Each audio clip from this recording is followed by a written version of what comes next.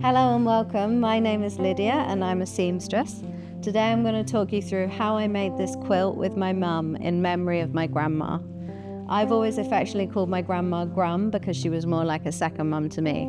And when she passed, my mum and I just wanted to sew something together that was a homage to her. So here it is.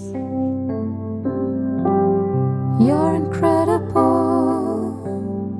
Most of the time, my idea for a project starts with one fabric. This time it was this hot pink raw silk.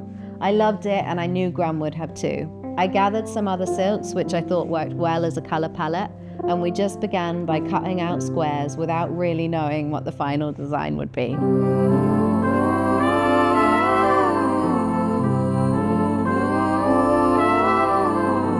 I know a lot of my students who come on our workshop sometimes struggle with choosing a colour palette, so I recommend starting with one colour you love and then building it from there.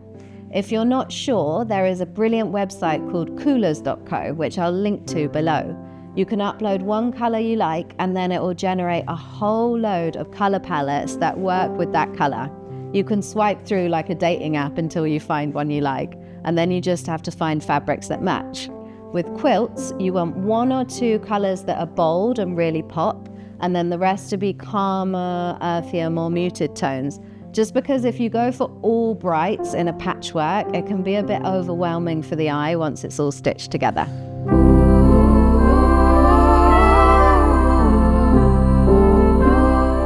Once we had our fabrics, we began sewing using the classic quilting technique of half square triangles.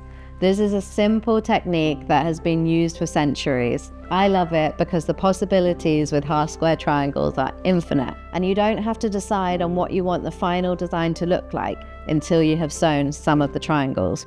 You can then lay them out and see what you like.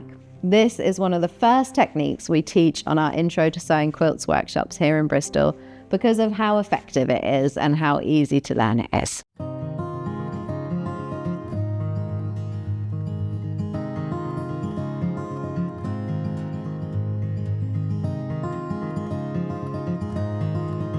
You can see Mum here likes to sew hers without cutting the thread in between. I like the way they almost look like cake tails before you cut them apart. We decided we wanted to create traditional star shapes, but distorting the colours slightly so it didn't feel too perfect. We added in some more muted tones to balance out the intense brights. Then we got to work on making it big enough to cover a double bed. We figured 4x4 blocks would do it. We played around for ages, laying out the blocks in different orders until we found the ones that sat in harmony. Once we found the right formation, we stitched the blocks together and that was the quilt top done. We backed it with a simple cotton and some lightweight cotton wadding. But somehow once we had done that, it felt a little flat. It didn't feel comforting or loving like how Grum did. So we found some old feather-filled sofa cushions that were previously destined for landfill, and we stuffed the quilt with feathers until it was full to the brim with soft, billowy squishiness. Now it felt like a celebration of Grum. Once it was full, we stitched the holes around the edge closed. I've never stitched something so big or heavy before. It took both of us to carefully pull it through the machine across 2 tables in order to get all the way around. Finally, it was time for binding. We decided to do this by hand, simply pulling the backing fabric round to the front to close off all the edges. It was really therapeutic to finish sat together hand stitching. There was a calmness to it.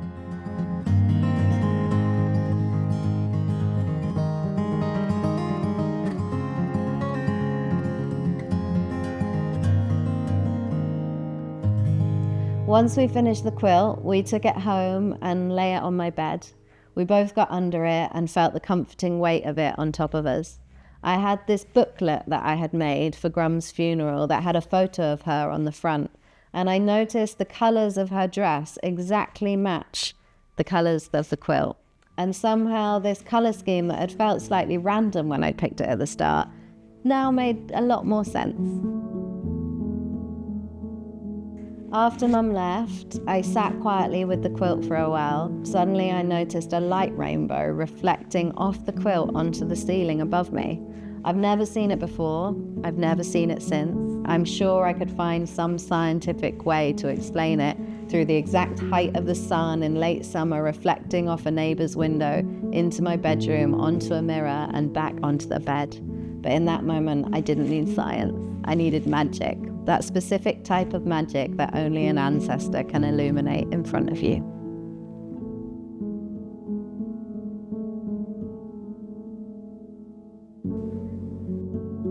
I guess grandparents dying kind of feels like the natural cycle of life, and it's a grief that everyone will probably experience at some point. But somehow when it happens, it can still really hit you, and I just wanted to make sure that Mum and I had the time to process grandpassing, and this was our way of doing it. To us, it made sense. And it just gave us the time and space that we needed.